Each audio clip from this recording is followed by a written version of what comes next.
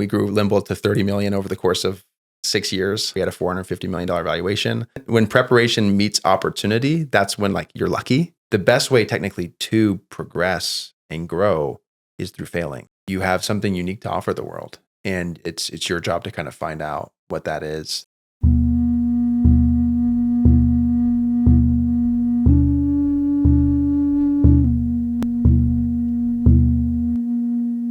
My guest on Oversold today is my friend Jake Westbrook. Jake is the father of 3. He's a sales leader who's done hundreds of millions of dollars in revenue. He's an Ironman. He's a strength and conditioning athlete. And most recently, he developed an app called Ripe that allows you to select cool recipes that you see on your feeds and have the ingredients to make them delivered right to your door, helping people eat more nutritiously and live a better, healthier life. I wanted to interview Jake because I feel like Jake is someone who has always lived in alignment with who he really is. He has a great story how out of college, he was working at a job that didn't suit him. And he recognized that, made a change, and it opened up an incredible career and a life of opportunity for him that allows him to serve others with his gifts and have a great impact on the world. But let's get into it.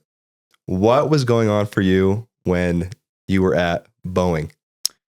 Yeah. So, I mean, I studied, I was at the business school at BYU, studied supply chain management. And while I was going to school, I worked at a bunch of different companies. So I worked at like a startup called Qualtrics. I worked at another startup and started my sales career. And I kind of learned that I was like a startup guy. And I really enjoyed being in that environment.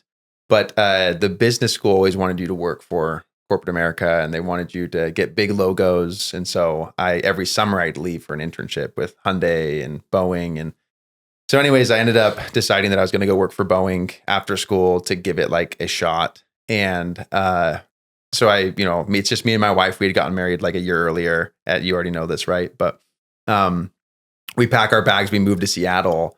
And on my very first day, it was like very clear to us that we'd made like the wrong decision. Like I just knew that like I wasn't going to be fulfilled, and like we shouldn't have. It just wasn't like my manager had changed between the internship and when I got out there, and so yeah, I knew that I didn't want to. Like I knew that we're gonna give it a shot and try, but so we're like eating Greek Euro fries, and my wife's just like, or we're at like a Greek restaurant, and she just like starts crying because she's like, crap, like what are we going to do kind of thing. Yeah. So, and I can, that's where we were. And then, so I gave it a shot for like 8 or 9 months, and, knew I for sure, again, didn't want to be there. I felt like I wasn't like, in line with where I wanted to be, like we had talked about. And so after like a lot of discussion and a lot of deliberation, I realized I wanted to go back to like Utah, and I wanted to get back in like the startup community. And like right after I made that decision, like probably 24 hours later, like within those next few days, like I got this email from my professor at BYU, and he was like, "Hey Jake, like I know that you're doing Boeing and you're trying that out, but I just met these 2 guys at a startup and they're looking for a sales guy, like a young and hungry sales guy, and I thought of you." And then he just connected with them and ended up being Limble, and that's where I joined as the head of sales, and the rest is history, I guess. Then what did you grow Limble to? We were at 100K, about 100K of ARR, and we grew Limble to 30 million over the course of 6 years. Goldman Sachs invested in us in 2023 at a $450 million valuation. So it was just like a rocket ship. I got super lucky, and learned a ton through that whole experience. Amazing. I love this story because I think it just lines up so perfectly with this idea that I've been talking to people about, that sometimes in life you're going down the wrong path. Yeah. And a lot of people will just keep going down it. Yeah. It's the idea of the sunk cost fallacy. Sure. You put the money in, you put the time in, you got to Boeing, and for some reason you have to keep it going. Yeah. But I've noticed a trend that almost everyone who's successful in life leads more with their heart on decisions like that. Yeah. And you had this feeling that you shouldn't be there. Yeah. You're in the wrong spot. You pivoted like within a day. Yeah. And then The very next day, you get an email with this opportunity to go start this new business. Yeah. So 180 shift. Yeah.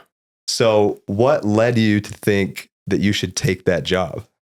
Well, it just felt like right. Like it was exactly like, I remember, so, it's early stage startup. So like I flew out to meet these guys to Utah, and it was like, I met with them on like Christmas Day or like the day after Christmas, because I was already home in Utah for Christmas.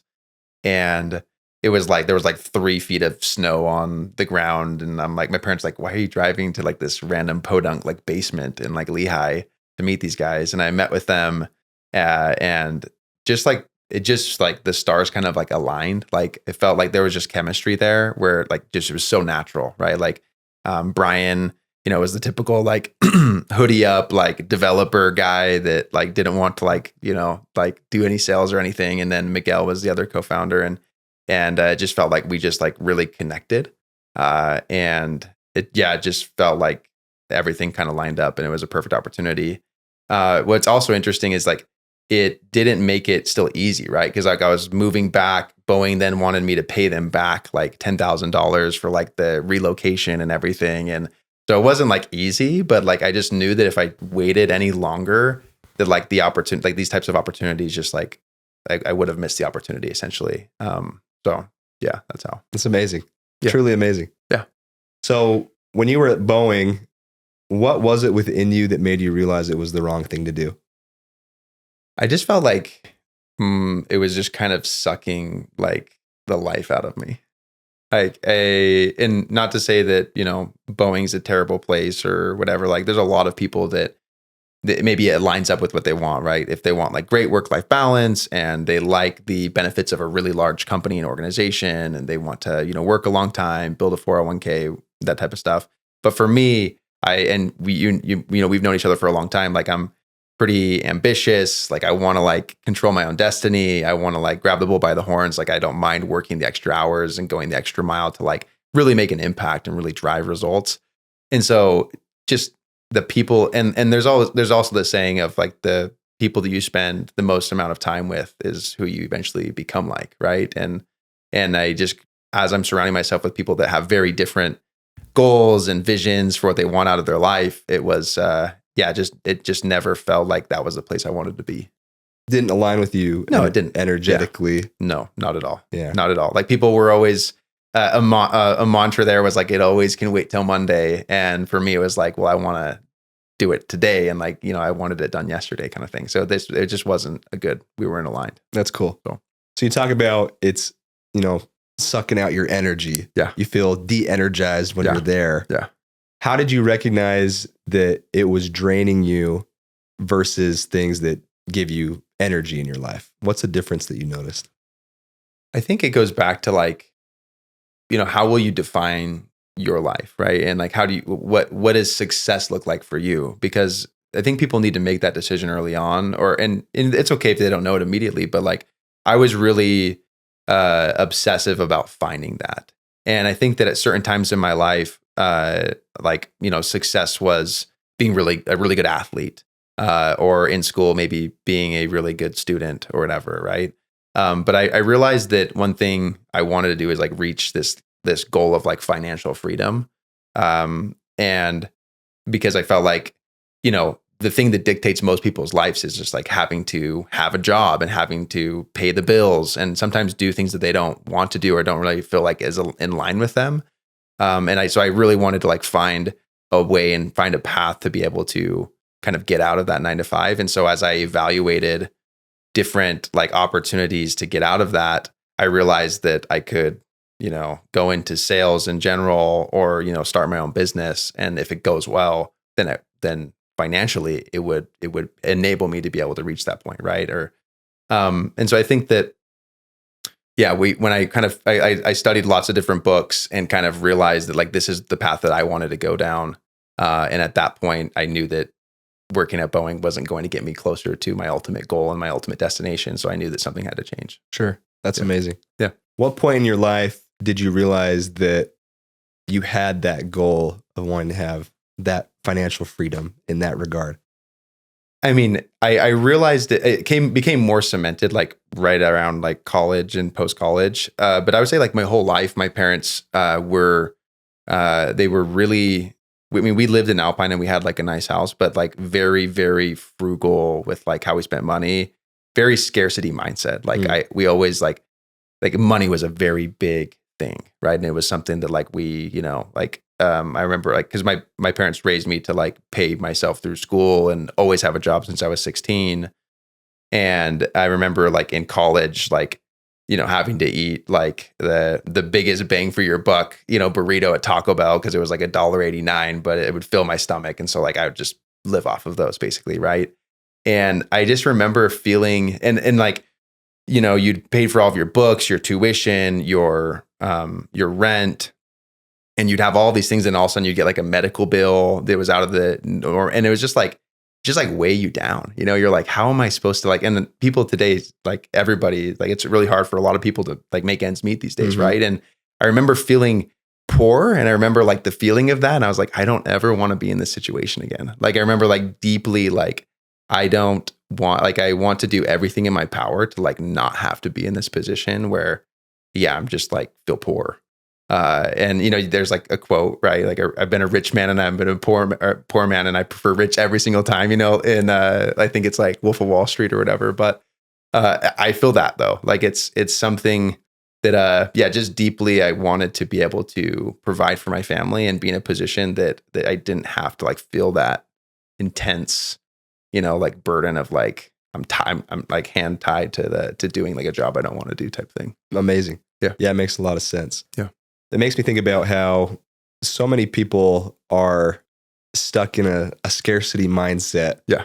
For all kinds of different reasons, right? Some people it's because you grew up with a lot of poverty. Yeah. Or it could be racism. It could be all kinds of things that can get you stuck there, generational, trauma and all of that. And I'm always really interested, if you are in that spot, what do you do to work your way out of it? Because we could look at you today. Yeah. You have 3 kids, an awesome life, cool job, all this success that you've had. Yeah.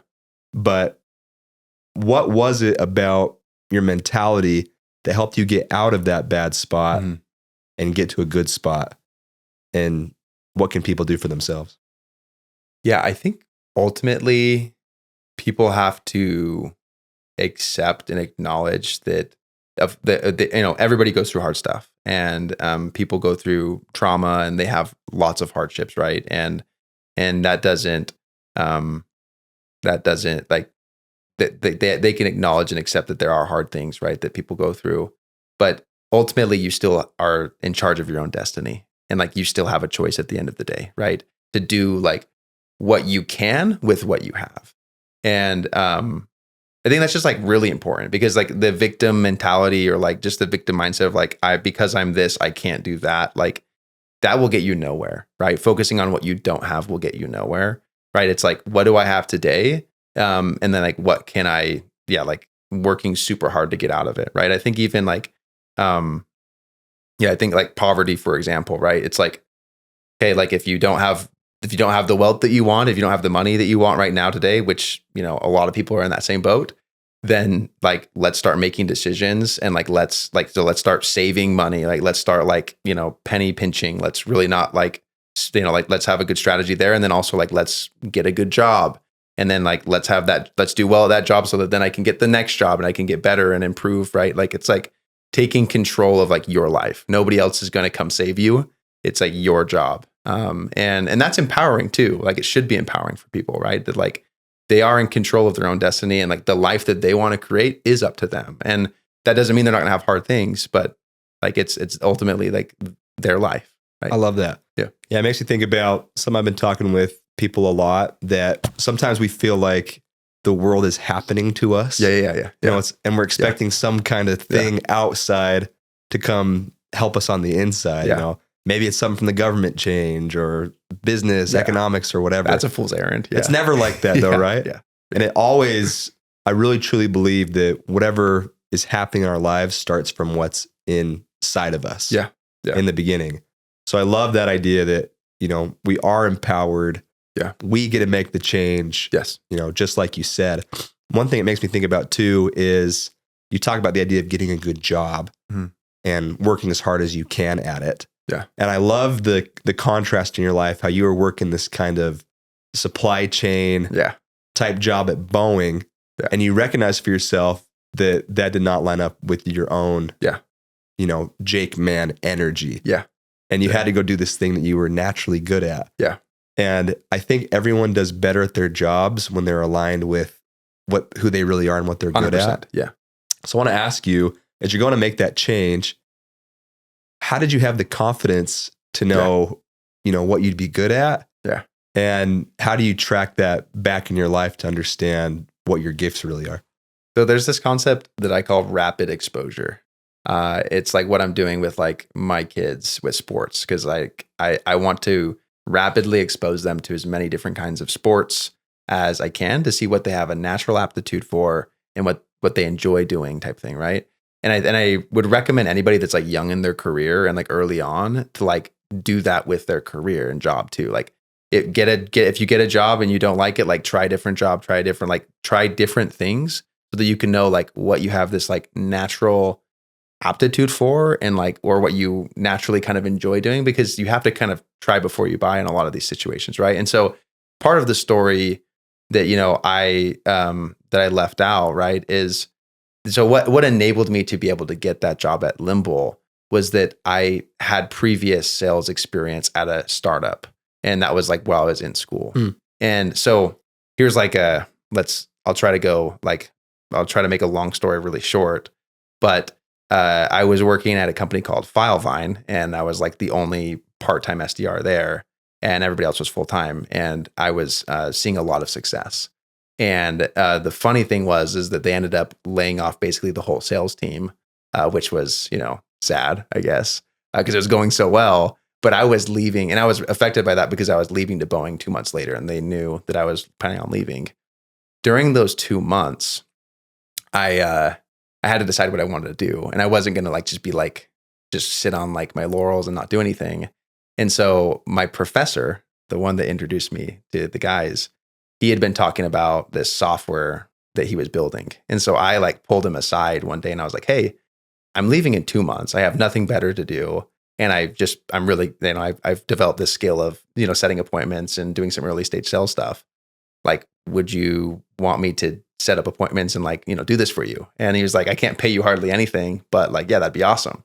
So I did that for him for 2 months, made a really good impression on him. And then then I went to Boeing. And then later on, that's when he introduced me to those guys. So the reality actually is that if I hadn't been laid off from Filevine, and if I hadn't gone and like actually been proactive and made an impression on this person, then he never would have thought of me to introduce me to these two other co-founders at Limble. And so I think I've developed this like preparation. When preparation meets opportunity, that's when like you're lucky, right? Because if you don't prepare, like if I hadn't had that previous experience, then I would never have really been able to get connected in the way that I was connected. And then my career wouldn't have gone the way that it had. That's awesome. Yeah. So you were very active in going out and saying, hey, I have this skill set. Yeah. And the skill set is what exactly? It was just early stage sales stuff, right? Yeah. Like it was like, what does that entail? Like as an SDR, it's like you're cold calling all day. Like you're cold calling hundreds of people, just trying to get them to like just like pique their interest, like ask what problems they're dealing with, see if like the solution that you have might be able to solve that problem, and you book an appointment, to actually do a demo and like actually go through the software. So it's like that really early part of the sales process. And that's like, I guess, what my experience was at Filevine that enabled me to be able to do that for him and feel confident with it. Very cool. Yeah. So what was it about you and your personality that you think made you good at that type of work? Growing up, people have always said that I would be good at sales. I'm sure they said the same to you, right? Like, I think I have a natural curiosity. Like, I like listening to people. I like understanding problems they're dealing with. I'm driven. I'm ambitious. Like, I want to do more things. People have said I'm charismatic. And I like talking to people. Like, I love human beings. And like, I love solving problems like endlessly. I just love like solving business problems. And so, yeah, I think my idea of what a salesperson was like this transactional used car salesman. And I didn't, again, not to like say that there's not great people that do that, but that wasn't my personality. I didn't want to like kind of like really hard close somebody into doing something that like I didn't really believe in or didn't feel comfortable with. But like solving it, like when you're a B2B salesperson, you're solving business problems. And like, I love doing that. And like, I love seeing the value that we can provide. And, yeah. And that's something that I guess I learned as I got into the sales career. Cool. So, you're charismatic. You like talking to people. You like solving problems. Yeah. And that's kind of this perfect recipe that came together to help you out. Yeah. And that makes me really excited because, again, I've been talking about this idea of how people find their calling. Yeah. And I wanted to talk to you and have you on the podcast because I feel like if you're looking from the outside, you don't see this whole journey and development that you've been on. Yeah. You just look at someone and just think, oh, they're successful. They must have some kind of secret sauce that I maybe don't have in some kind of way. But the formula for it is really cool because you figured out who you were through the rapid exposure idea you talked about, trying all kinds of different things and find out where you fit. Yeah. And you're cognizant of your gifts, this charisma that you have, the ability to meet other people, confidence. Yeah. And then you found what you're really passionate for, which is the second circle that I talk about. Yeah. And the passion solving problems. Yeah. And working with people to solve those problems, right? Yeah. And then the third thing I always talk about, if you can find this third circle, is the people that you help and serve. Yeah. And who is that for you in your line of work? Like the people that I help and serve. Yeah. I guess it depends on the company that I'm working at, right? I mean, the last two companies that I've worked at, Limble, and then now where I'm at today, we serve manufacturers. And so we're solving big problems for like, head of operations, VP of operations type personas that are trying to produce, whatever they're producing, whether that's shampoo or whether that's, drinks, Coke, like that type of stuff. Not Coke as in drugs, but drinks and beverages. Like they have problems that need to be solved that can be solved through software. And so we help understand their problems, understand their issues, and then help solve them. But that's the kind of person or the type of persona that we're serving technically today. It's awesome. And those people who you're helping out, how do they feel about you as a person and what you're doing for them? Real talk. Yeah, I would think that I would like to think that they trust me, right? And that like we've built like some good rapport, and we have like that they know that like I'm in this for like the long-term relationship, right? Because I think, people don't like to work with salespeople that are like they can smell your commission breath, or it's like, you're super transactional, or they can tell you're really in it to just try to make a buck type thing. And that doesn't really work in like enterprise sales either. Like they'll notice that and see that. They're looking for long-term strategic partners that are going to help them, get from A to B, save millions of dollars along the way. So yeah, I would think that they like working with me. And I think that's important because you're taking everything that you are, all your gifts, your passion for this thing, and you're bringing it to people who legitimately need what you are offering and need who you are as a person. 100%. Yeah. And you kind of circle in on your gifts, your passion, who you serve, and like right in the middle right there is a calling. Yeah. And when you look at your life, you can see how your whole life has been shaped to fit this, right? You have your mission, which is to be financially independent, get out of that scarcity mindset, help other people see it. You train people to do it. Yeah. And then you're serving people in a legitimate way that's making their lives better and making everything better for everybody else. Yep. Because sometimes I think when we think about calling, we think it has to be kind of like a religious thing, Moses was called. But everyone's really called to do something that's very specific to them. And when you nail it, everything starts to work out, right? Yeah. So I'm curious to know, like, at what point in your journey, when you're like firmly in your calling, you've left Boeing, you've embraced the thing the right way, when did you start to see the positive fruits of the calling coming back to you? Honestly, like almost immediately, which is kind of crazy. Like, it's like, it immediately felt like right. Like it was like, Like, and it was exhausting and it was hard, and like, I remember like pounding the phones like all day, like just trying to get somebody to talk to us because we were still trying to figure out a lot of things. But it was like, felt like it was invigorating. Like it was fun. Like we were building something. So yeah, almost immediately. And then on the calling side, professionally, 100% what I felt called to do. But on like a more personal level, right? Like I've always, because I've, grown up religious and everything, I feel like I've always had a good like framework of like my priorities and like had those and like tried to always keep them straight. And so like, my faith and then like my family and then like my professional like career, like development within that. And I think that like, if people don't have a clear hierarchy of those priorities, then I think that things get out of whack and they can like, they can be prioritizing the wrong things and really miss out on, the most fulfilling, biggest parts of their real calling in life. Right. Absolutely. Yeah. I love that. Yeah. I love that. So how did stacking those things fundamentally, faith and family, how did that help you in your life? It just gives you focus, like clarity of focus. Like I know that like family and faith is like number one to me. And so like, I'm going to like, when I prioritize my day, like I'm going to make sure that like, that I'm doing the things I need to be doing so that like, spiritually, like I'm in line. Right. And like, I'm following my faith and I'm being religious with it. With my family, like making sure that their needs are like taken care of, their needs are met, that I'm spending like real quality time with them. And building real relationships with them and developing them. I mean, there's no greater work than like being a father and like, like being a good example to like my sons and, helping them learn and stuff.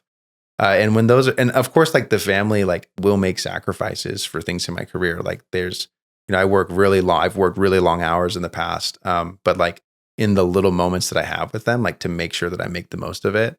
And if things go for such a long period of time where like they are getting neglected or like my priorities are starting to get out of whack, then I know that's time, like something needs to change, right? Like Steve Jobs is notorious for saying that like, I would get up every day and look myself in the mirror and say, if today was my last, is this what I would want to be doing today? And if the answer was no too many times in a row, then I would know that something needed to change. And I've really like resonated with that quote. And I've been able to kind of apply that in my life. That's wonderful. Yeah. Absolutely wonderful. And you just welcomed a new baby. Yes, I did. Yeah. Like what, 2 weeks ago? He's now 4 weeks old today. 4 weeks ago. Yep. Yeah. Congratulations. What's his name? His name is Rome Jacob Westbrook. Who's he named after? Yeah, exactly. No, it's honestly like a really special experience to name your son after you. That's cool. Like my first two sons were named after their grandpa on both sides, and then on the third one, we felt pretty good about it. I love it, man. Yeah, I love it. So turning a little bit from the idea of like business and your calling, and getting into the family life. Yeah. Raising a family, in my opinion, is absolutely a calling as well. 100%. Yeah. And not everybody feels the same push or call to do it. Yeah. When did you know that you wanted to be a father? I think I've just like always known that like that's what I would do one day. And like, of course, like I wanted to have like posterity and like lineage and like legacy and this like it just that was always like something that like I wanted. I think that I don't think I was like one of those dads that was like, this is the thing I want the most. Like it wasn't like forefront for me because like for me it's like it was hard for me to feel like I want this thing so bad that I've never had before, I guess, type thing. But it just always was like I wanted to do this at the right time, like later on in life. And then as you get into it, it's like the most insane thing ever, right? Because you're a father too, right? But it's like you now have these like three little dudes that like look like you and like act just like you. Like my oldest is like just like me, like everything, like obsessed with sports, like his mannerisms are the same, like everything. And you're like, I created that kind of, and I mean, I played a pretty small part. His mom played the biggest part, but yeah, it's like, it's really special. And then like to see them like grow and develop. Like I was I mean, this is a little embarrassing, but I went to parent teacher conference for my first time for them, and then my son's 5 and the other one's 3, and they're both in preschool. And it was the first parent teacher conference I've ever been to.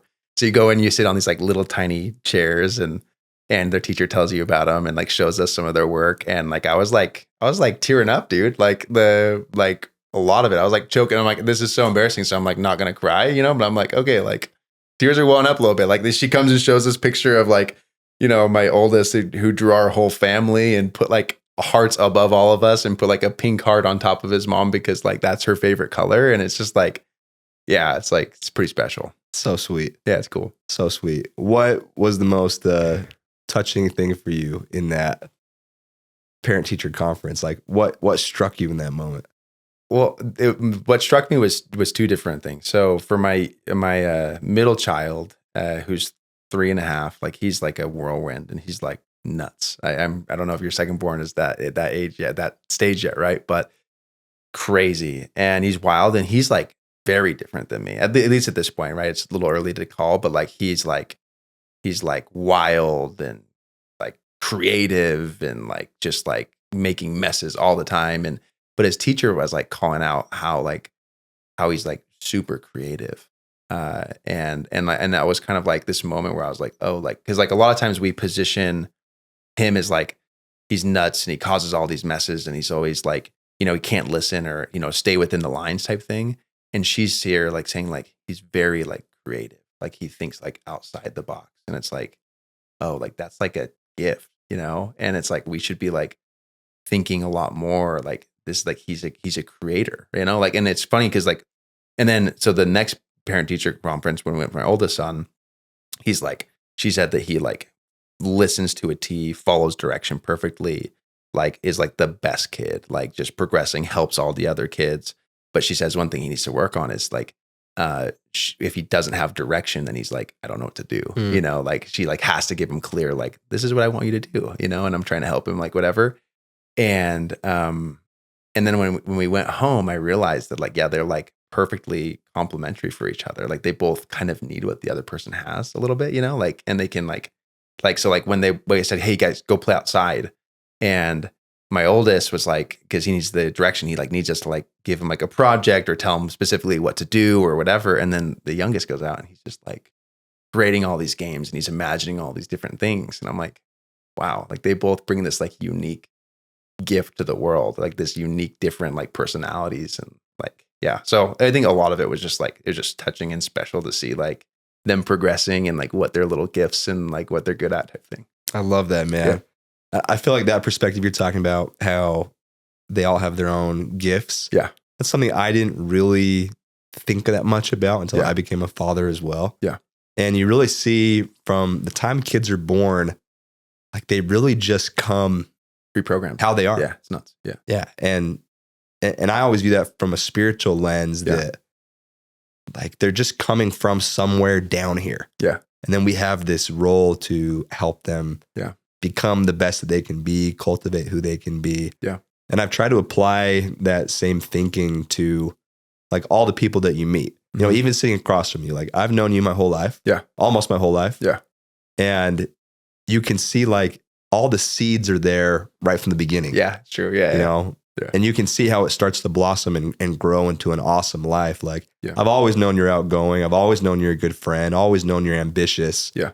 And, the seed was planted and watered and cultivated the right way until, you grow into like a great tree. Yeah. And you're doing the same thing with your kids, which is, I think, just so meaningful. And that's really how the world, starts to grow and starts to develop and get better, in my opinion. 100%. Yeah. It's really cool. So I want to know, now that you're a father and you have this perspective, what kind of like examples, what kind of structures frameworks do you create with your own kids, to try to help them grow?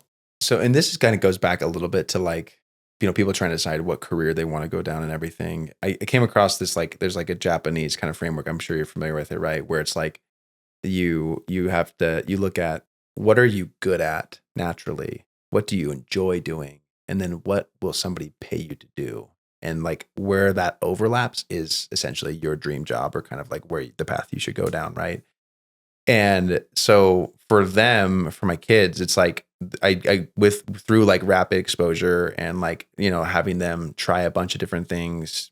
Obviously they're too young to try jobs necessarily, right? But like I want them to like I want to see what they're naturally good at. And I think if like if you're too rigid as like a father where you like want your son to be Tiger Woods and like he's gonna be the best golfer ever and like you go so hard at that, he might be good at golf, right? But he also like might hate it, and like he may have always wanted to be a different path, right? And then all of a sudden he has this like, like at some age he just realizes like, hey, this isn't my dream, this is your dream, Dad, right? You've seen, I mean, in tons of movies, like that's a common thing, right? And so I think I've just kind of like accepted that my kids are going to be who they want to be, and like I want to like support them in that, and so that's okay if like one loves golf and the other one loves football. Hopefully they like sports, like in general, but maybe one is a crazy good artist and like that's what he loves to do, and so we should like enable that, right? And we should help open doors for them to go down that path and like lean into it, because again, if they're naturally good at that and they enjoy doing that, then we should find a way that they can economically provide value to the world through that. So I think that's the approach I'm taking. Obviously, they're young, and there's a saying that when you're not a parent, you have all this advice, and when you're a parent, you have no advice. And so I'm sure that might evolve, but that's the way I'm looking at it now. I love that. Yeah, I love that, and I think that that's like the right perspective to have. In my opinion, what you just said and like how you treat your little dudes. Yeah. I think that's really the way that we heal the whole world. Yeah. 100%. I've been really worried about this idea, and it's something I come across with a lot of people, that we sometimes in life end up on these paths, careers or whatever, that are not really aligned with who we are. Yeah. Because somewhere along the way, we felt we had to be a different way than ourselves to fit in. So you start wearing the mask. Yep. And some people, they have the crisis in their 20s, 30s, 40s. Yeah. But you always hit the wall if you're not like authentically there. 100%. So you're starting with your kids from a super early age to help them be who they are so they can contribute the best way. Yeah. Which is just perfect. And it's amazing to me. Yeah. I mean, you are totally aligned to that. 100%. Yeah. I think it's the way to be. I love it, man. Yeah. So I want to go to the next kind of topic here. Yeah. Which is, you built this big company. Yeah. And, had a ton of success in it. And I want to talk a little about the idea of leadership. Yeah. Because you're a great leader. I think that's one of your spiritual gifts. Thank you. Yeah. And I want to know, what was that path to leadership like for you as you were, stepping into your calling and growing this role? I think it was humbling, so as like, I was the oldest of, 3 kids growing up. I had 2 younger sisters, and my parents instilled in me from a very young age, like, be a leader, not a follower, like set an example, like lead the way, like choose the right. And so like from a very young age, like I felt like I took that responsibility like pretty seriously. And like just thinking like whatever I did, like people were watching and they would see like the example I was setting, and that like I represent something, right? Like as a part of like my faith, or just as a member of my family. Like the Westbrook name, right? Like I think that from a young age, it was like that mattered. And yeah, I think that like my, the leader that so I guess from a young age, like I felt like I was a natural leader, like people, followed me to some extent. Right. And but I never like wanted, like, I realized, I guess, the weight of leadership, like early on in my life. Like I realized that, like, again, like people, it matters, right? Like that, like, if I lower my standards, then people around me lower their standards. And so I think I've always like just realized the weight of it and the responsibility of it. And I think that if you do that as a leader, you like, that's what makes you a leader, is like you take it seriously. And you have, part of being a leader is just being humble. Like the good leaders are the ones that are humble about it. And they know that like, that there are shortcomings, that they're not going to measure up to like the perfect person that they want to be.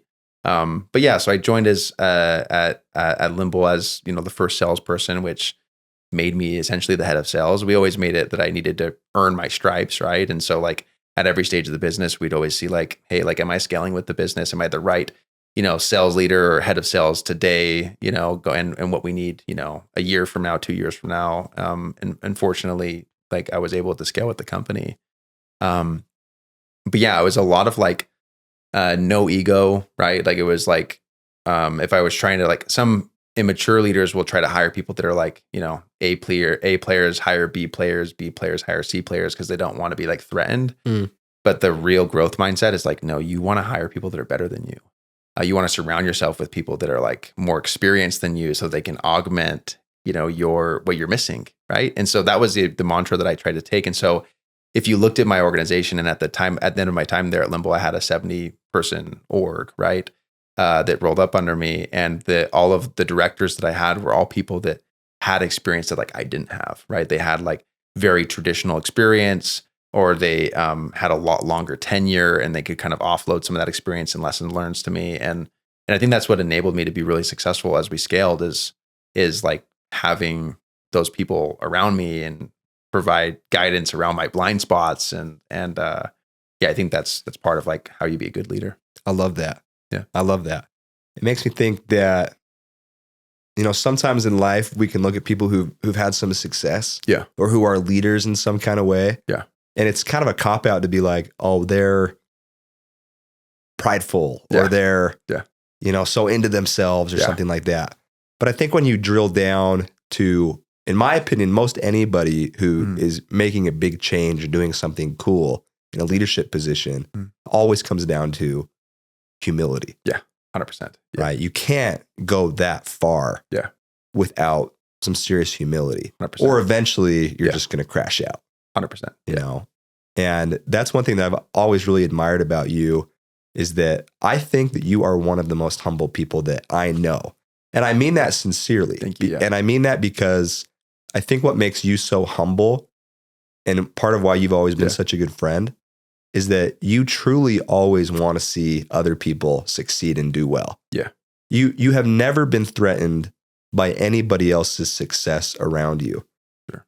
And I think that's why people are drawn to you and they like working with you, because they know that you want to help them do better. Thanks, man. Yeah. That's why I think you're such a good leader.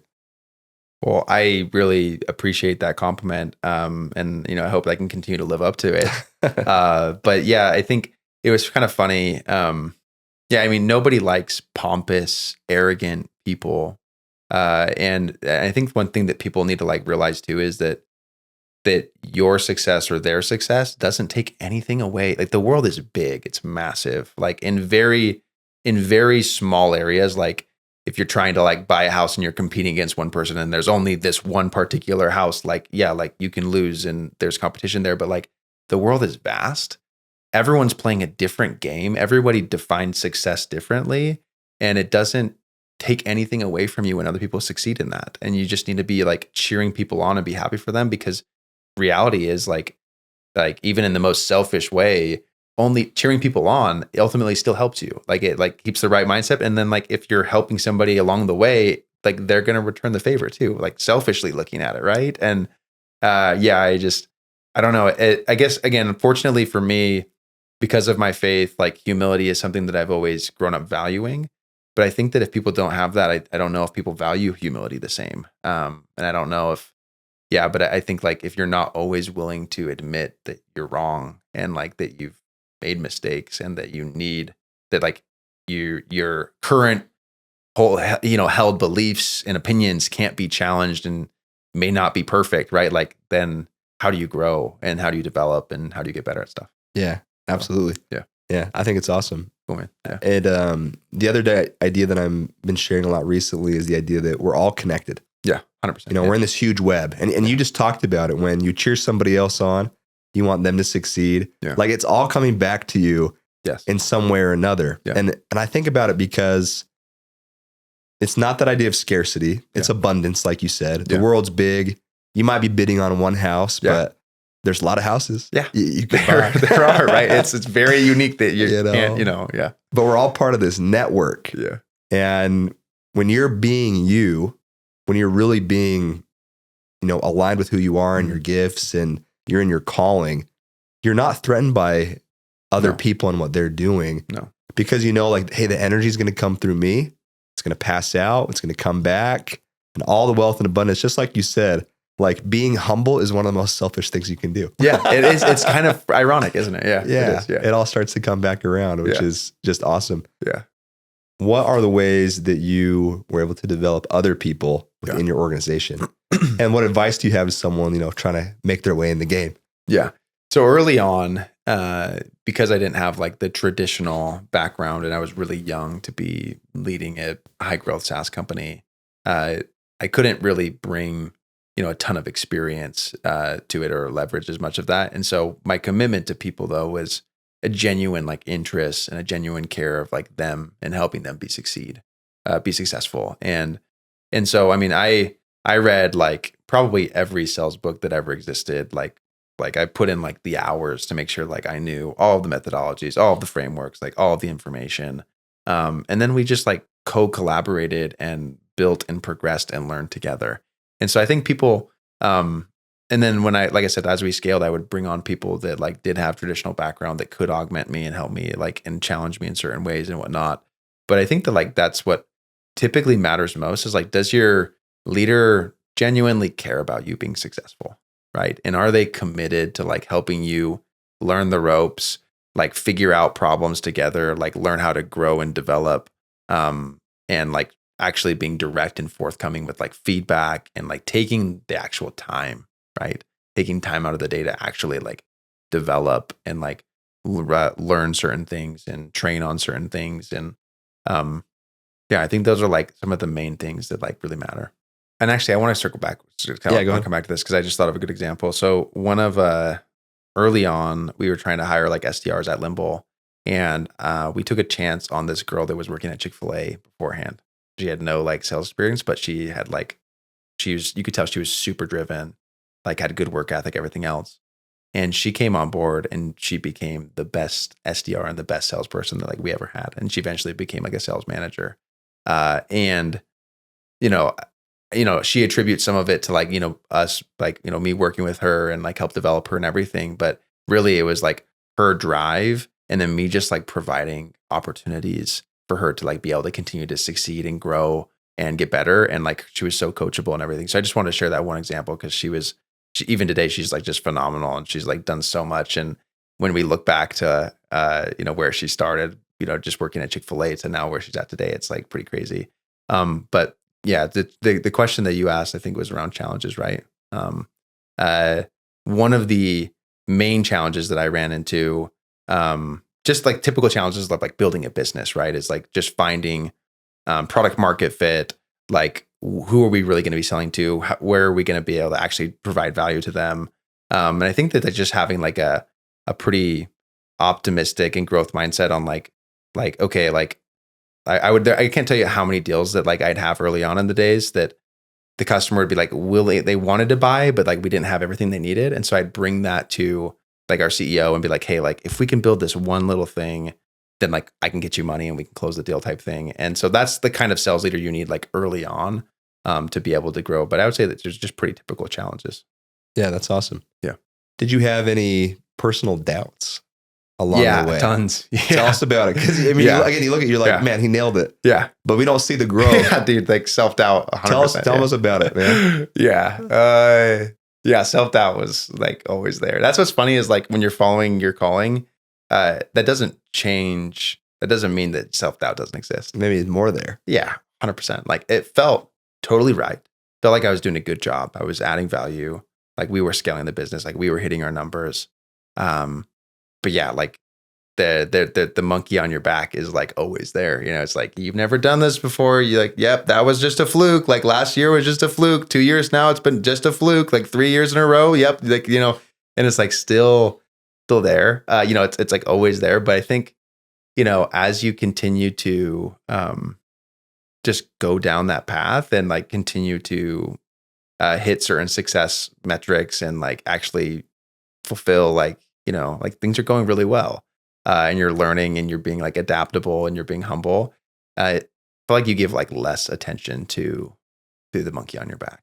And self-doubt's just always going to be there. Like I feel like, people say you have to fake it till you make it.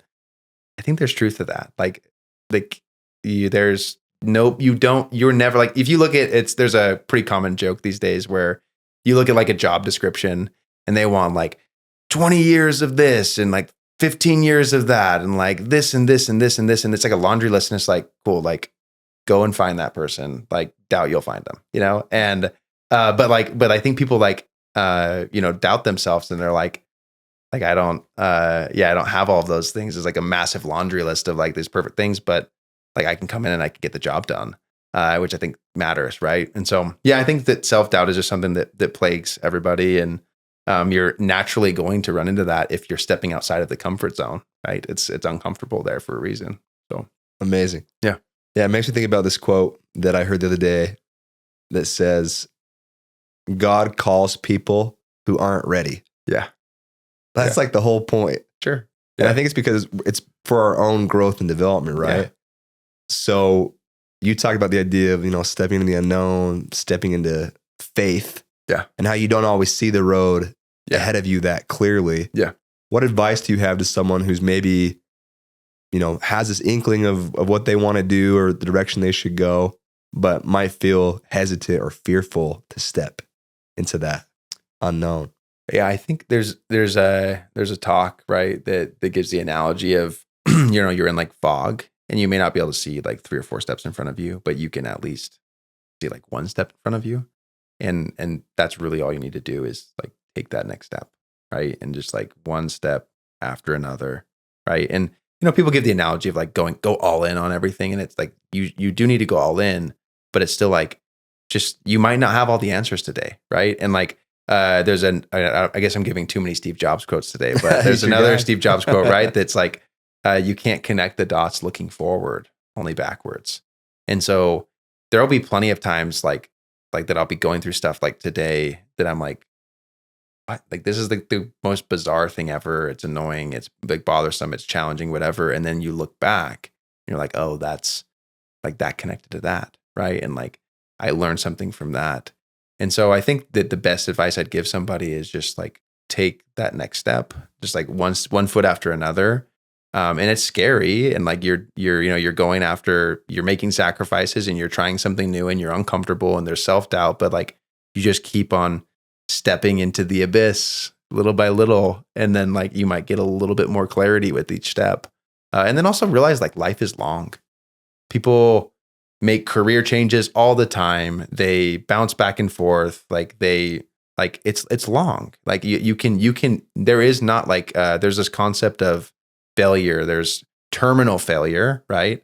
And then there's just like setback failure. And very, very rarely is there terminal failure. Like unless you die, then terminally you're gone for good, right? But like everything else is just a setback, really. Like if you go in after your dreams and you feel like that's your thing, and then you realize 12 months later that wasn't it. But what did you learn from it? And then you go to the next thing, right? And you figure out the next thing, and you pivot and you evolve. And but yeah, just step by step. I read once that kind of the main thing that makes a successful investor, and I think this applies to anything, is that they don't get stuck asking all the whys, or what could go wrong. They just make the decision when the decision comes and roll with it.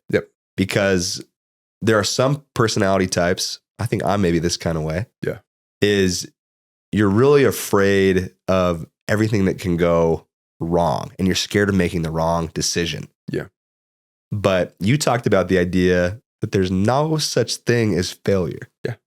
There's terminal failure if you die. If you die, then you probably won't be able to come back from it. But really, there's no such thing as failure. No, just right. setbacks. But we have this fear that we're going to fail if we try to do something or step out. So with this idea of failure, tell us a little bit more, go deeper about why is there no such thing as failure? Because you learn, as long as you learn from it, then you're progressing. Like every time you fail, you learn, and then you now have this like extra story, this extra notch in your belt, and then you're going to not make that same mistake again, or you're going to learn something going forward. And so the best way technically to progress and grow is through failing. That's like the irony of like all of this, right? And so like we made countless of bad decisions at Limble, and like we made tons of mistakes, hiring the wrong people or putting the wrong people in the wrong place, or pricing or whatever. But like we would just learn from it and move super quickly. Like we would try to we would take like a like like fail fast, right? And learn from it and iterate like as quickly as you can. And I think that's just life is that way too. Like fail fast, learn as much as you can, be humble, and then like you're naturally going to be progressing if you can learn from your mistakes, right? It's so cool. Yeah. It reminds me of the Jordan quote. Yeah. Where he was saying, I've hit, I don't remember what the number was. Yeah. 100 game winners. Yeah. But I've missed 200, yes, game winners. Yeah. Yeah. Or I said that quote really dumb, but no, I know exactly. He missed, yes. And he took more shots. He yes. missed more shots than most people ever take. 100%. You know, and I think there's something about our culture that I don't know why, but we're a very perfectionist driven culture. At least that's how I always felt growing up. Yeah. You don't want to let people see. People don't want to be embarrassed. Yeah. You don't want to be embarrassed. You're just scared of what will happen. Yeah. And that's one thing I really admire about you is that I feel like you've never been afraid to be embarrassed or to fail or whatever. You just put yourself out there and keep going. I've tried not when to. you get no's, it doesn't affect you personally. Yeah. Because you kind of have this core. What advice do you have to people to help them feel more confident with all the no's and the setbacks that come your way? If you're crystal clear about your ultimate destination and how you're defining success in your life, then as long as you are in line with your calling, as you call it, right? Or you're in line with that path, failure is inevitable and it's expected, and you're going to learn from it, but you're going to be making progress towards that. So for me, it was like a little bit embarrassing, I would say, to want to leave Boeing like within the first year. Like the business school was expecting me to like be there and be a good, like come back and recruit. And, like they expected me to be there for longer than a year. Like my, people think Boeing is cool, like big brand. Right. And so then all of a sudden when I'm like, oh, I'm going to come back and I'm going to work for some company that nobody has ever heard of and still didn't, still doesn't even know. It was like, there were people in my life that were like, why are you doing this? Like, it's like kind of embarrassing. Like you're going to go work for some podunk thing in like a basement, like nobody knows of. And like, you graduated from college, like good grades, like you could have gone in a lot of different places. But for me, it was like, if this does work out, then amazing. If it doesn't work out, then it still would have been really relevant experience for me. Right. And I would have then said, okay, I'm going to go to the next startup, or I'll start something new. And like, I'm in this world, in this community of that aligns with where I want to be. Right. And so it like doesn't matter if I'm failing there. Of course, you just have to get over the naysayers and the people that, there is, to your point, there is a society that like expects people to succeed and like wants to always be seen as successful, but you just kind of have to get over that. And as long as it's within line, then you're learning. Keep your eye on the prize and your destiny, know where you want to go. Yeah. It's amazing, man. Yeah. I totally love it. Thank you. Yeah. So one thought I had is, you have been through, you were at Boeing, you went to Limble, had all this success. Yeah. And then one day you decided it was time to move on. Yeah. Yeah. And I think about how, like you said, we have this ultimate kind of destiny or purpose that we're moving toward. Yeah. But there are waves and there are seasons of life. Life is long, like you said. Yeah. And I feel like you've lived a lot of seasons for being only in your early 30s. Yeah. So talk about how, when that calling kind of started to move on from Limble and led you to the next thing in your life. Yeah. And help us understand that transition you made. Yeah, I think it was kind of painful, right? Because I had such an awesome run and it felt right for so long, and I was enjoying it, like it was where I wanted to be, but things just started, and as a business matures and they take on investment and they continue to grow, like the culture evolves, the company evolves, the stakeholders become, different. And it just started reaching a point where it just didn't feel like in line with like where I wanted to be, and wasn't as maybe as fulfilling as it once was, which is again, super common with like early stage founders or early stage people. Like, and so I realized that I was kind of ready to move on. And so I started, a 9-month kind of transition out, worked with my CEO to make sure that everything was like solid, brought on like, the right people to kind of keep the ship going and moving. And I didn't know really what I was going to do next, but I wanted to take some time off because it was like, it was a 5.5-year run of like pretty intense like grind. And so, so I took some time off, and during that time, did a little bit some soul searching, and I was like, I kind of, I did, what was it, over 4 years of college, and then 5 years of being in grind mode with Limble, 6 years of being in grind mode, so it was like over 10 years, and I kind of missed like it was like very school was mentally hard and challenging, right? It was always like memorizing stuff and testing on it. And then Limbo, I'd say, was like very emotionally like exhausting because you're just like people and like stress and trying to like hit the number and try to grow the business and everything. And I kind of missed like a physical challenge. Like I during that time, like I didn't work out as much as I would have liked to. I didn't prioritize that part of my life. And I was always an athlete growing up, and so like I missed like physical challenge. And so that's when we can kind of, well, I'm sure we'll probably get into it, but that's when I decided I wanted to do something meaningful in that category, which was to do an Ironman. And that started me on a completely different journey. So huge. Yeah. Huge. Yeah. So you've been a successful, entrepreneur, startup sales leader, and you decide, I'm going to take on this next big challenge. Yeah. Which is doing Ironman. Yeah. Which is a gnarly thing. Yeah. For people who don't know, what is all involved in Ironman? You do a 2.6 mile swim and then a 112 mile bike ride, followed up by a marathon run. So it's 140 miles total. It's so nuts. Yeah. How far is the swim, like practically, if you think about it?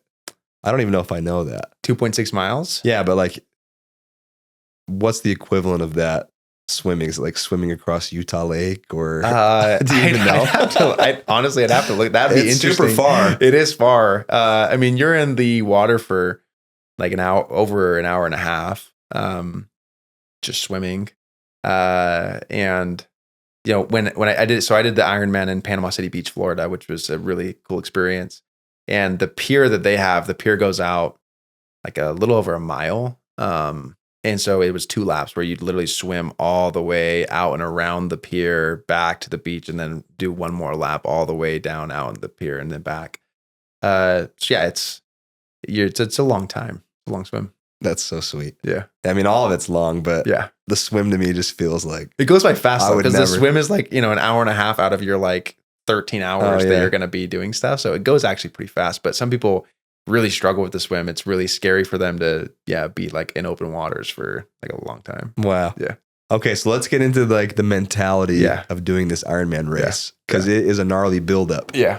So you're kind of in this period after Limbo. You got some time to reflect and think, and you start doing the, training for the Ironman. Yeah.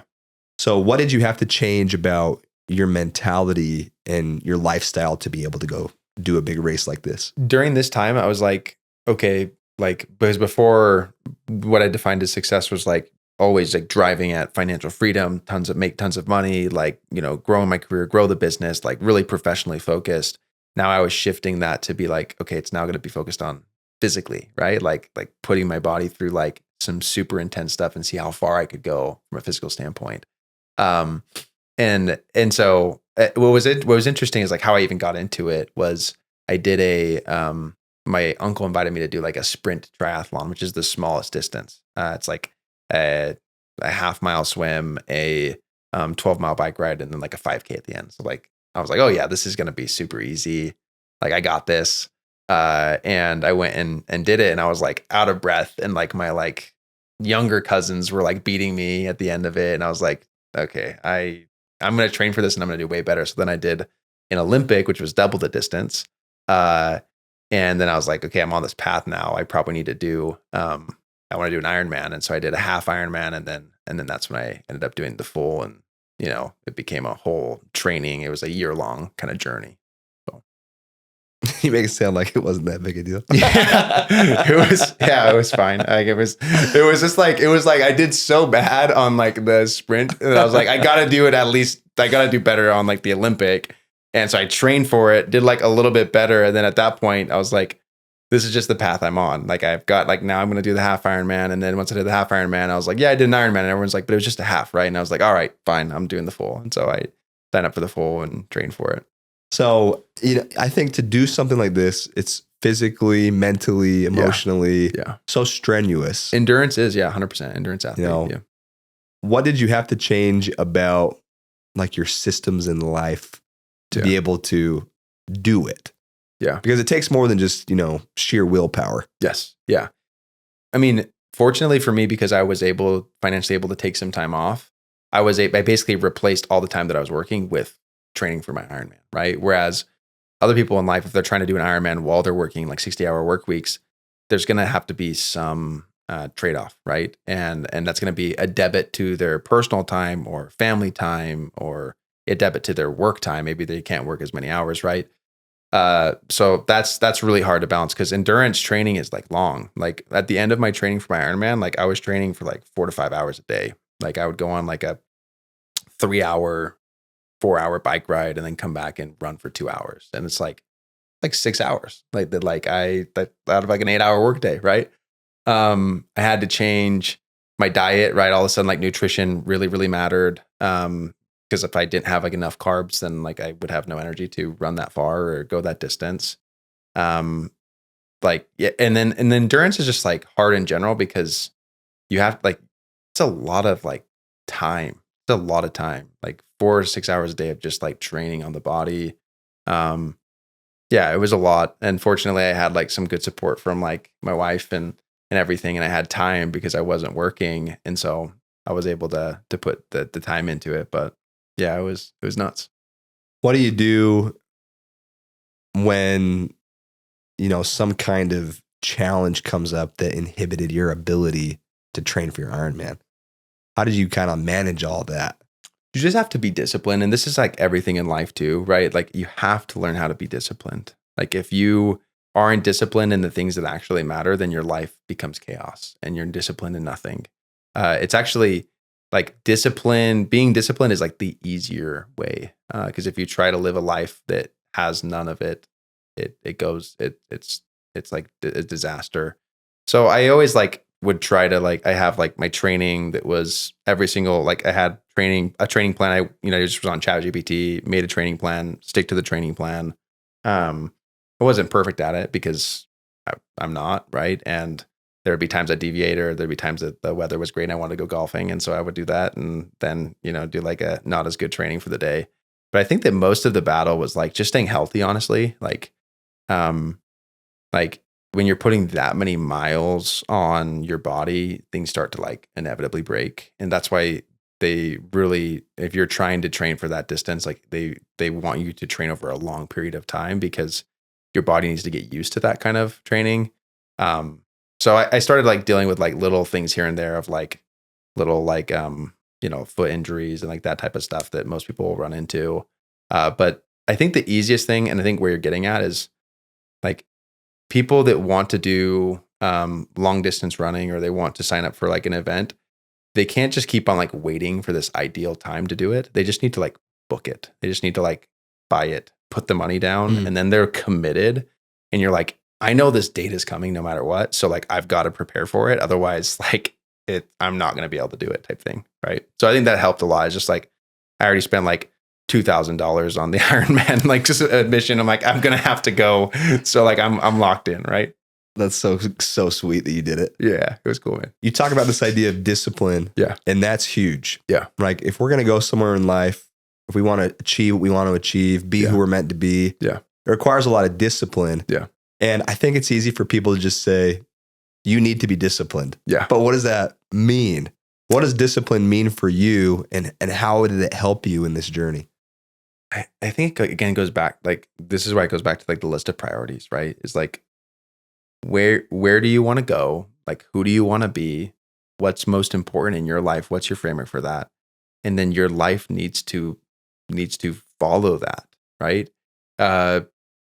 And so like for me, like I had specific times and specific days that like this was family time and like that was a priority, right? And specific times that I'd go to church on Sunday and I have specific things for my calling that I would need to do, like that was a priority and like it got it done. And then like the time outside of that is again training, right? Like I had to get it done. And so I think again, it's just this clarity. Motivation will sometimes fail you, right? If you expect to just be motivated to go to the gym every day, it's going to fail some days. You're not going to be as excited. But if like that is your routine, it's on the calendar, it's in the schedule, like that's what you're doing every single day between this time and this time, the decision is easy. It's already made a decision. And once you get to the gym, it's not like you're going to just like sit on the couch. Like honestly, getting to the gym is like 90% of the battle, right? Once you get there, like, well, I'm not going to just like sit here. Like I'll go and work out, right? And so I think it's just naturally, I've always been a more disciplined kid. And so I know that comes a little bit more naturally than some people that like to have creativity and like be outside of the box a little bit more. But yeah, you won't be able to achieve the things that matter most in life unless you can commit to your stuff, right? And commit to what matters. I love that. You said that motivation sometimes fails. Yeah. And you have to rely on what exactly if motivation fails? Discipline.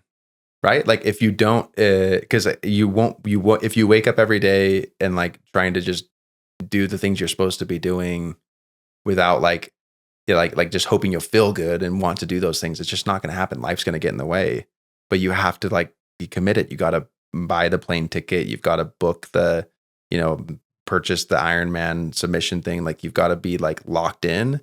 And you've got to like plan out your days accordingly is like the way that I do it. Like if it's not on the calendar, it's not happening for me.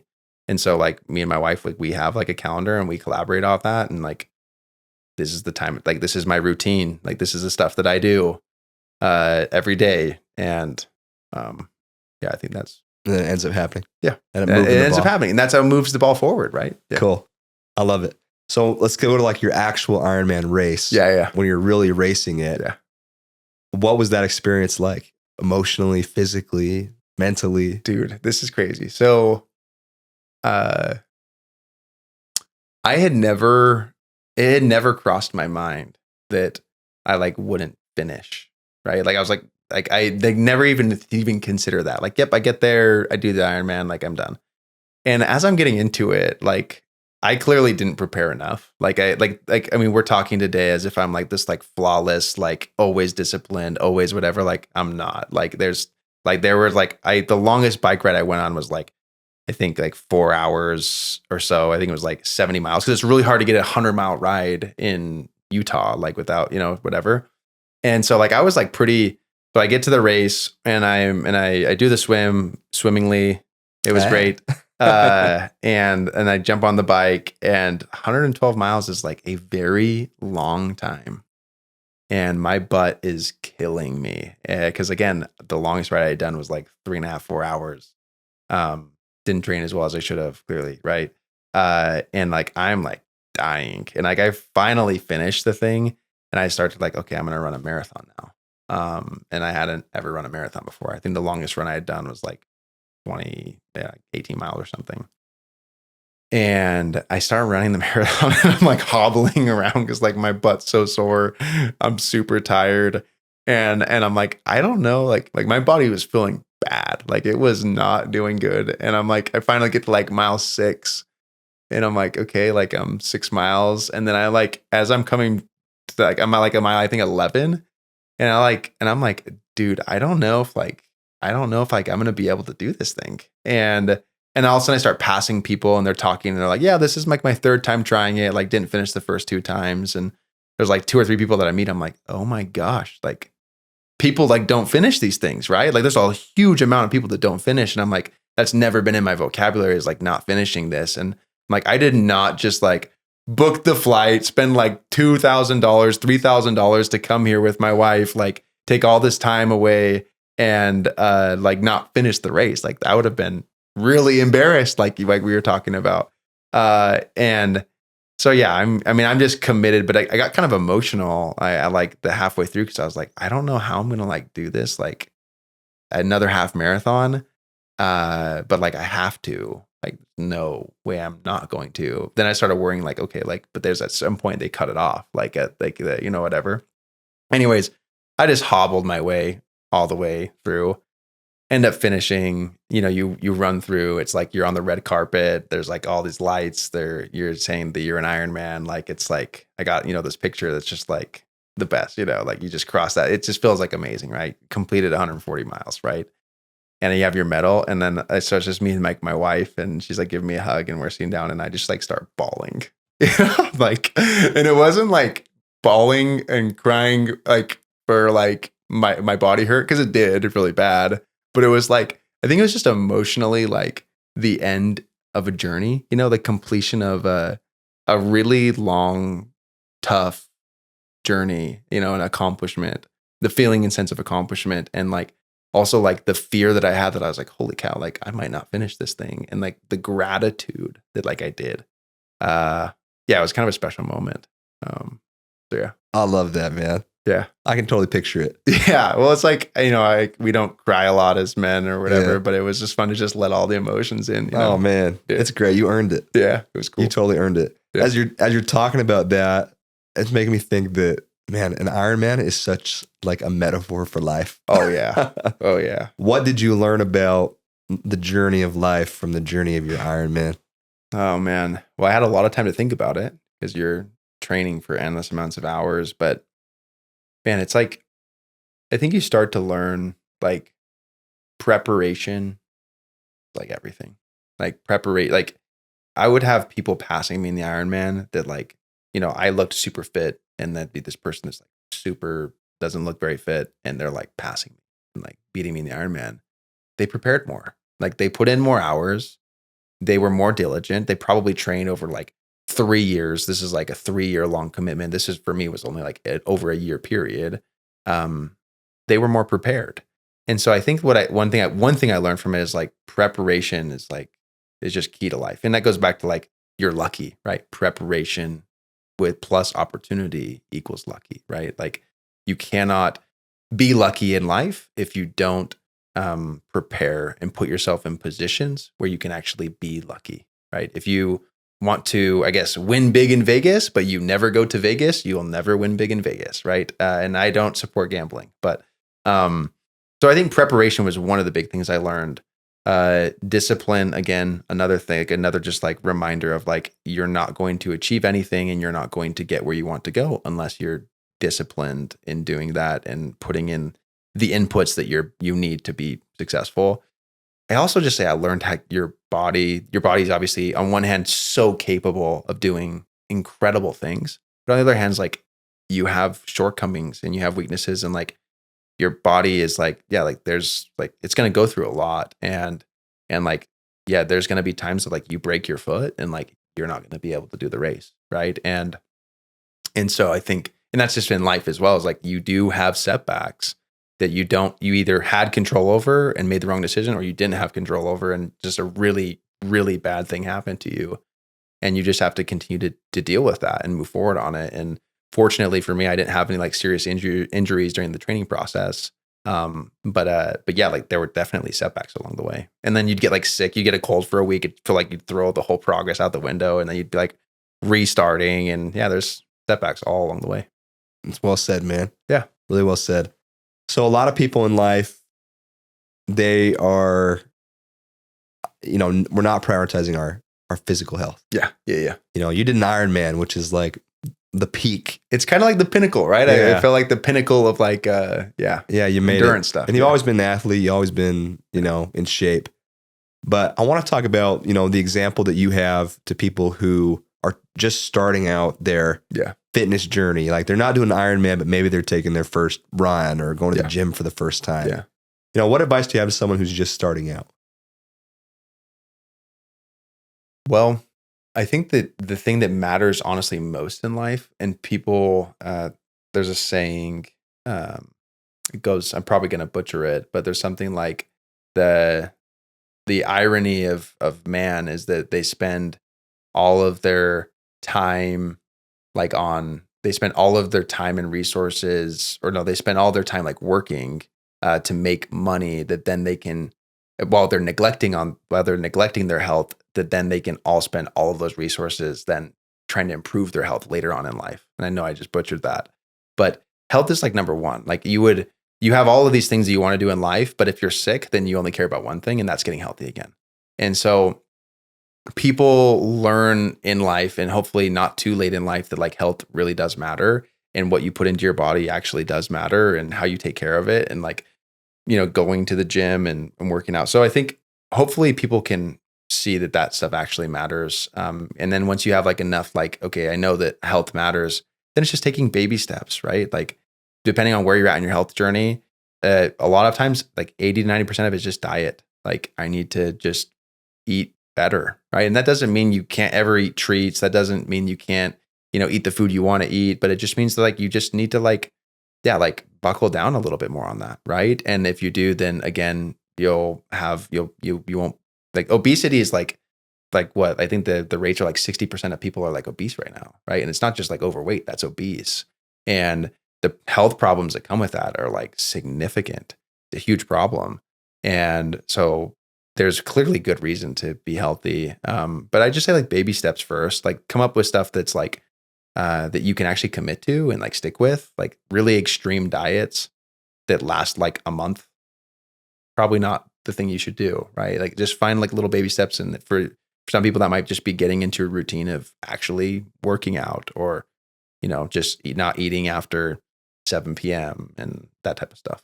Yeah. Great stuff. Great advice. Getting your steps in, right? Yeah. Yeah. Great advice. Yeah. I know you from your life that you did this big Ironman race, maximum endurance. Yeah.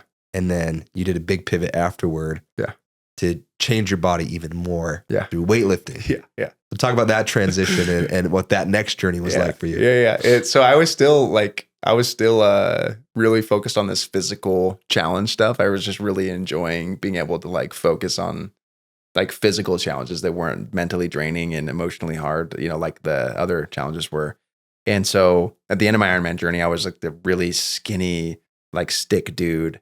And I was like, okay, I've now like, done a pinnacle of endurance, but what if I could like I want to like put some muscle on. And I've like never put like real disciplined, concentrated effort towards like putting on muscle. I've never been like the big gym guy. And I was like, and for my body type, it's easier for me to lose weight than it is to gain weight. And I was like, so this would be kind of a fun challenge. So I set a goal to, I was 175 pounds, and I set a goal to like, try to hit 200 pounds of like put on 25 pounds of lean muscle mass over the course of like 4 to 5 months.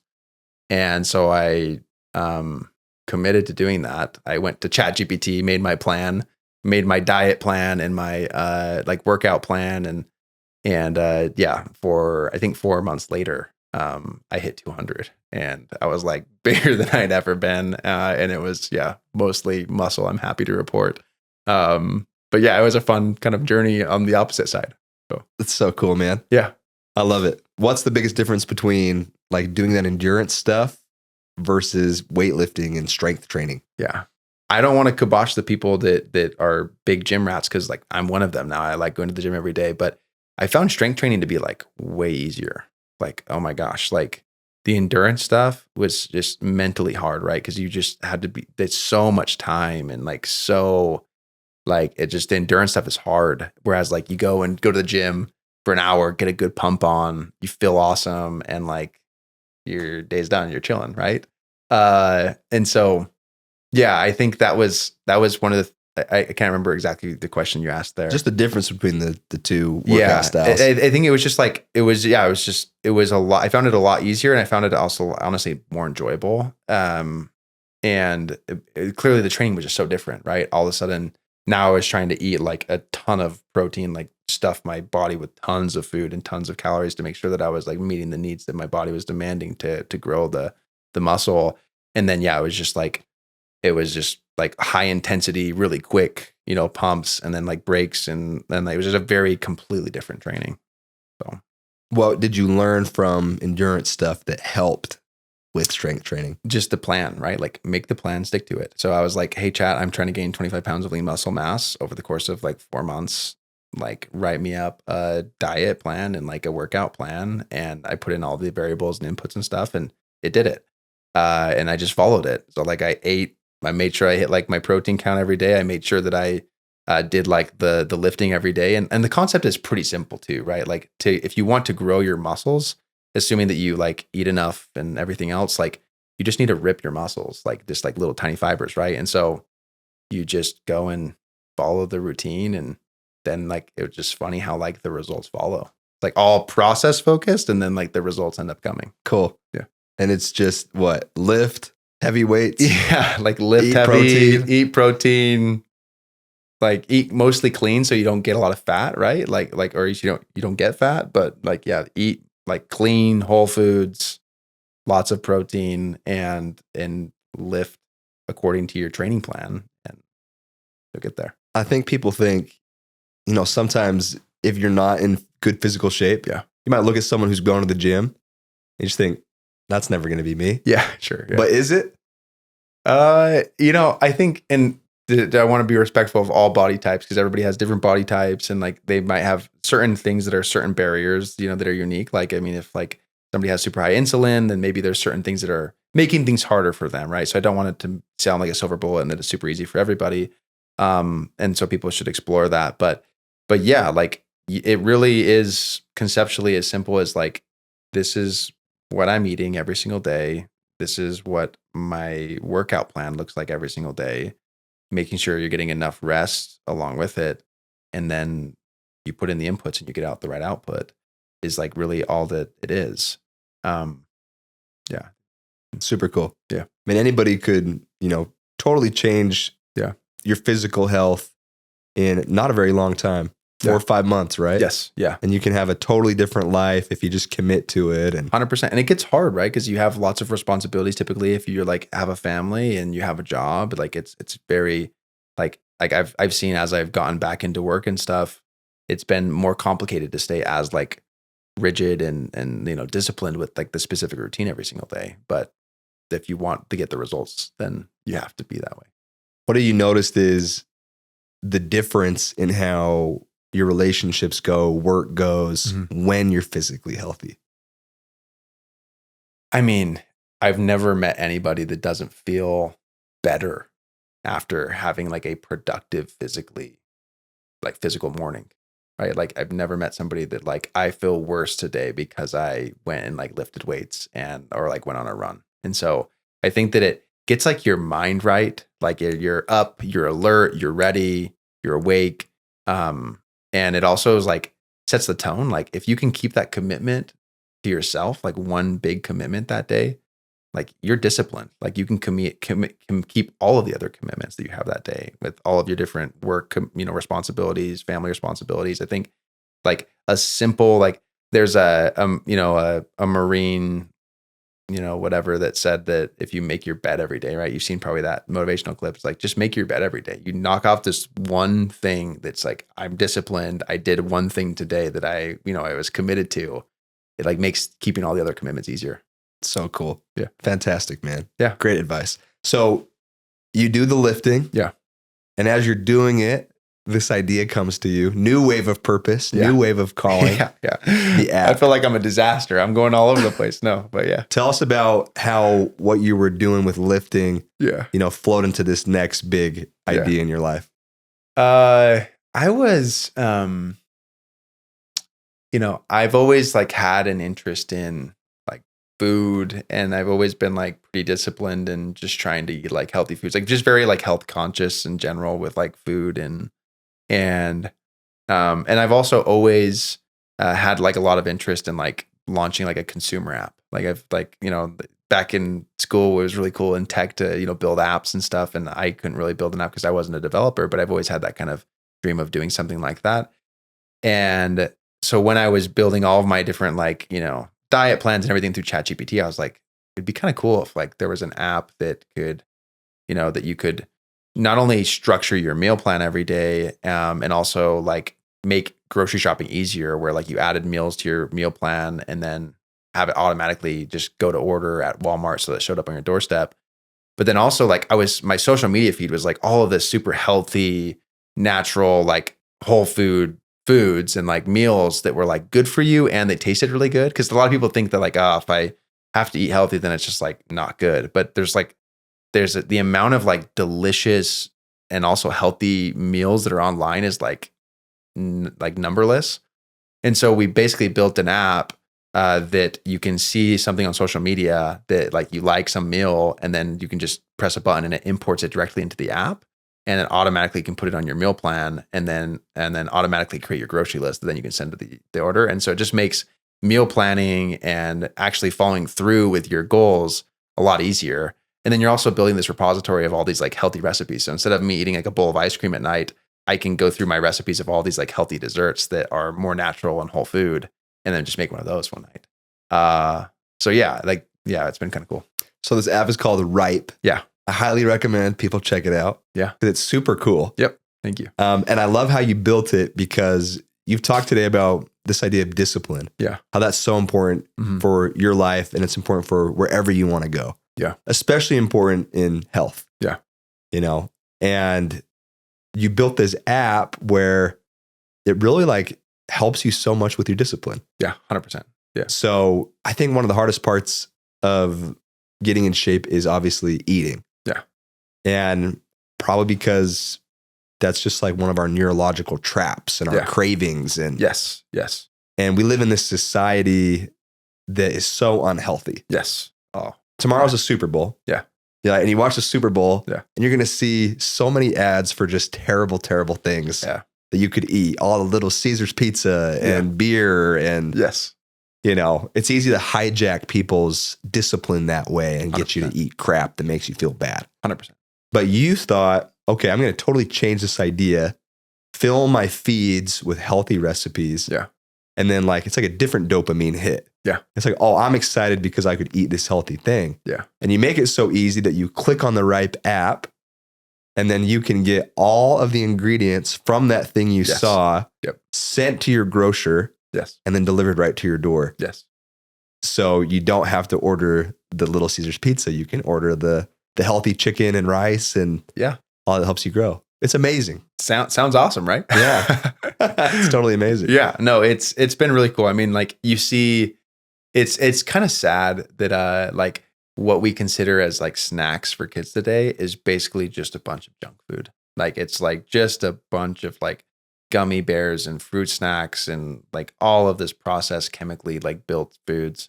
And it's unfortunate because like it actually matters what we feed our kids, right? Again, going back to inputs and like getting the right outputs, it actually matters. And so, yeah, like if you're, you see like the Super Bowl ad commercial or whatever, and it's like this Little Caesars delicious whatever pizza, and you're craving pizza, you can still have pizza. But it's just like there's all these healthy recipes of like you can make basically the crust like a chicken crust and put cheese on it and everything and still be like good for you, way less calories, way less like all of the bad stuff, and like still eat the stuff you like, but like still feel good about it, right? And that's what the kind of the motivation behind the app was. It's been really fun. It's now totally free, so people can download it and get all the imports and have their bank of all these recipes. And so, yeah, it's been a really fun journey to kind of be a part of and help people make like healthy eating a little bit easier for people. It's super cool. People got to check it out. Yeah. I've used it. I think it's amazing. Yeah. Thanks, man. Yeah, it's amazing. And, it makes me think that like, as I was growing up, I ate the worst food. Yeah. I didn't like a bag of Chips Ahoy. Well, yeah. I felt like I just didn't really have the awareness at the time. Yeah. I didn't know what I was eating was bad. Yep. Yeah. I think about, I played football in high school, as we both did. Yes. Yeah. And I'd go to football practice and like I'd eat a Costco muffin beforehand, a chocolate Costco muffin. Yeah. And I did not prioritize protein. I didn't understand how carbs worked. Yep. I was just eating whatever. And it's like, well, no wonder I was crashing out and feeling tired and bad. And so I'm glad that there's like more of this awareness spreading. Yeah. And this channel's not specifically like a health channel. Yeah. But you can't separate your physical, mental, emotional, spiritual health from, the whole package of who you really are and living a good life. So I love that you're doing that and you're helping people check it out, and people gotta look at the Ripe app. This video brought to you by Ripe. No, thanks, man. No, again, it's like, it's unfortunate that like people aren't taught this stuff growing up. Like as kids, like we weren't the food pyramid. Like it's like for some reason, what we understood is that we needed to eat a ton of grains. And what we understood that as like a bowl of Captain and Crunch. Like that was like our grains for the day, right? Gotta eat the bowl of cereal every day, kind of thing. Is like totally wrong. Yeah, I'm there's so much more awareness now, but now it's like, how do you put into practice and make things easier? And I think a lot of the barrier for people as well, like for like eating healthier foods, is like just time, right? Like it's way easier to just run over to Little Caesars and pay $5 for a pizza than to actually spend the time to like cook a meal at home, right? But it makes all the difference in the long run. Yeah, it totally does. Yeah. So it's very cool. Love that you did it. Thanks, man. And one thing I love about your life is that, you know, you're always focused on this main objective, this goal that you're always talking about. And everything in your life is always feeding toward it, right? Yeah. Because you know who you are. Yeah. You know what you're good at. You know what you're passionate about.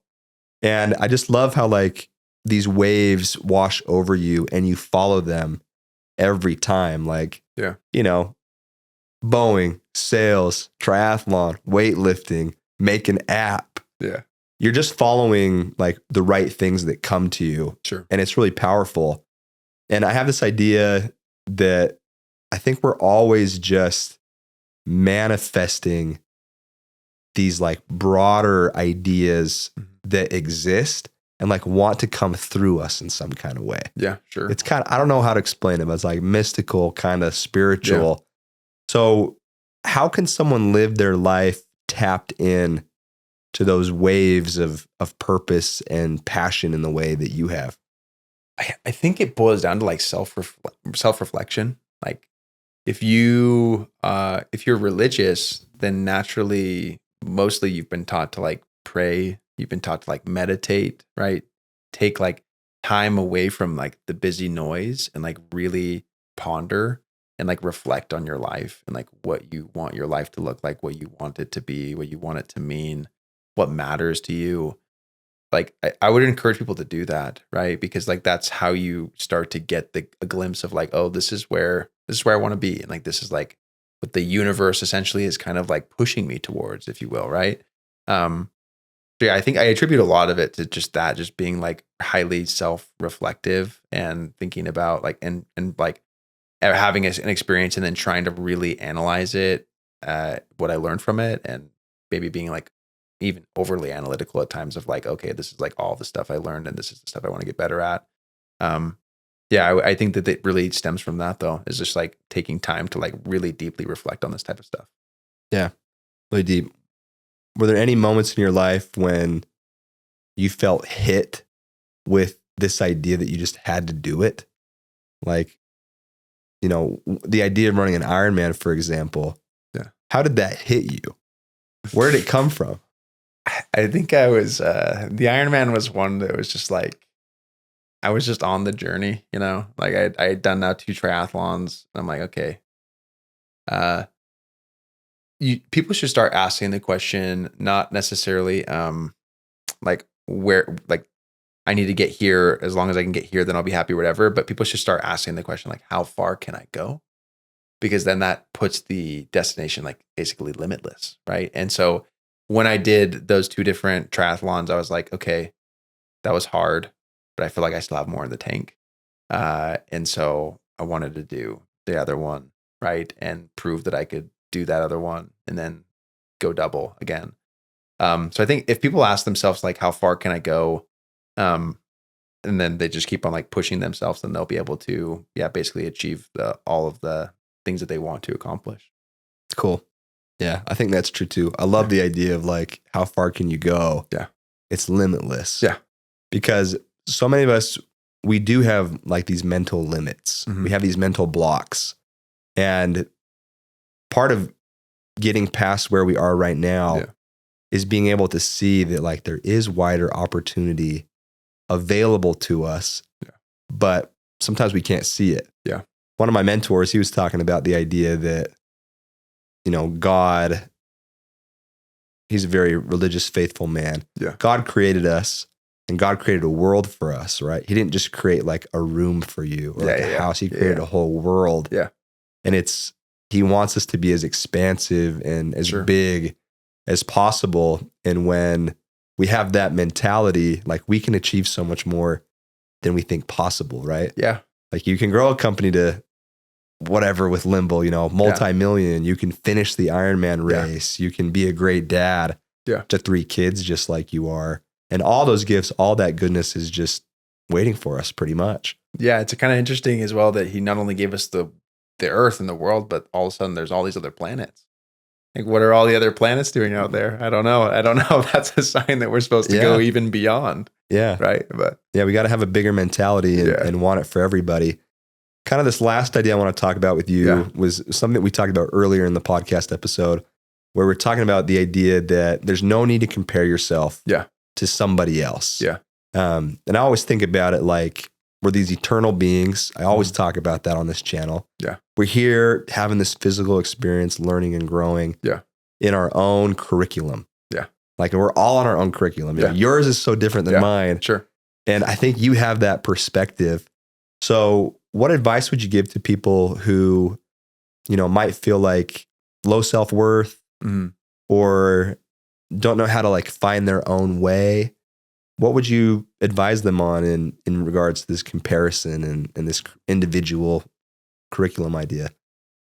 People need to remember that no DNA is the same.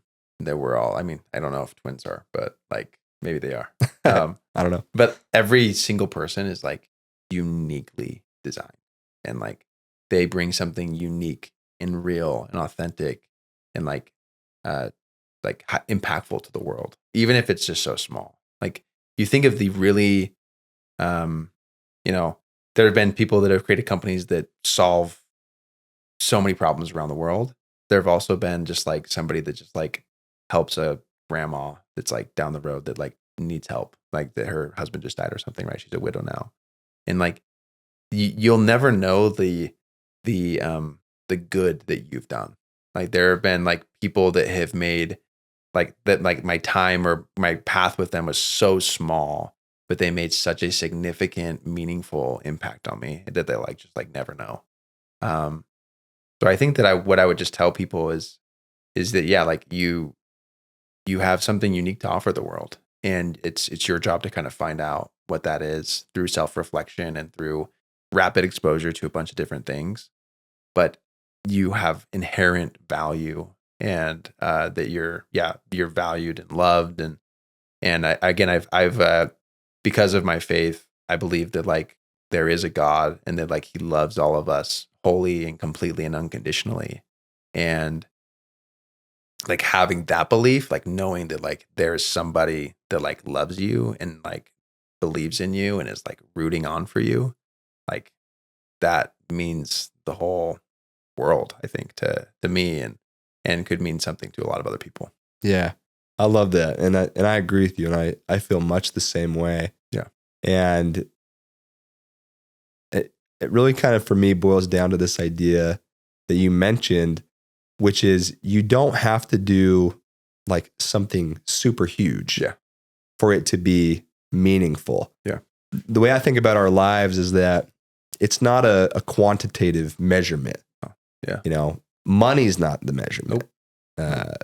How many Ironman races you've done is not really the measurement. Yeah. And there's no comparison like one to another. Yeah. It's always this qualitative thing because nuanced. Yeah, it's nuanced. Yeah. And, we're all given these gifts, purpose, calling to go help people in some kind of way, big and small. Yeah. I love your analogy that's like helping the grandma down the street is qualitatively as valuable 100% as building, some big company or something. 100%. Yeah. And for me, that idea right there just feels like the next big wave of human development. Yeah, really. I agree. Yeah, I agree with you. Yeah. And why I say that is because, you work in tech and sales and all this stuff, and there's all this push for AI. Yeah. And AI is disrupting so much of how we see ourselves and how we see our own value. Sure. And I think in time, we may have these careers, like you have a sales career. Mm-hmm. I had a career in building. Mm-hmm. And that's great. But as we move to like something bigger, the calling, like I think we're going to find that more and more, like we do value helping that grandma down the street. 100%. When AI can do everything that it's going to do for us, Yeah. But kind of this last idea, I want to keep it a little bit bigger, but from your perspective as a leader in this space, what do you see the next couple years looking like with the development of technology and And how do we find our place as people in that changing environment? Well, I know you have really, really bullish ideas on AI, right? Really progressive ideas on AI, and I agree with them. Like I think that it's possible that in like 10, 15 years, the amount of jobs that we're doing today is not jobs that we'll be doing, and that AI will be doing, and that it's possible that humans like won't be able to provide as much economic value, and their job will shift to just finding fulfillment in life. And the core to finding fulfillment in life is serving other people. It's helping other people along the way. And you've done an excellent job of that, because that's kind of what you have found as your calling, right? More specifically professionally too. Yeah, I think that like, and obviously being religious and stuff, like the number one commandment is to love God. And the second one is to love other people as ourselves, and put other people first, and serve others. And so I think, and if the world just did those two things, like the world would, like, all problems would basically fade away. Like if you just like helped other people and loved other people, like all problems would go away. And so that still is the North Star. That's still like the direction that humanity needs to go. And the irony again is that's where humanity probably will end up, because I think AI will take over like a huge amount of jobs. It was funny. One other thought that came to me where we were just talking is like seek after financial freedom has always been like a worthy pursuit of mine. But it's funny because like money doesn't actually solve like problems. Like it solves like inconveniences and like annoying things in life, but like the real, like what really matters in life, money doesn't really change, right? Like, our son that's just 4 weeks old, like our new baby, had RSV this last week, and it was super hard taking him into the hospital like twice a day, and then me and my wife just sold one of our houses and got a big amount of money that came into our bank account, and like it was just like negligible, because we were just kind of like, yeah, that's awesome, but like we just want this little guy to just be healthy again, and that's when you realize what really matters in life is when you go through certain things like that, and you're like, yeah, of course, like I want to do this and I want to be ambitious and I want to get all these things done, but it's like I just want like my family to be healthy, and so anyways, it's just perspective changing, I think, and this is why I have the priorities that I do, because you realize that no amount of money is going to change what really matters, which is your family. Yeah, I love that perspective, and it means a lot to hear from someone who's like done well. Yeah, thanks. And is in a place where they can speak to that.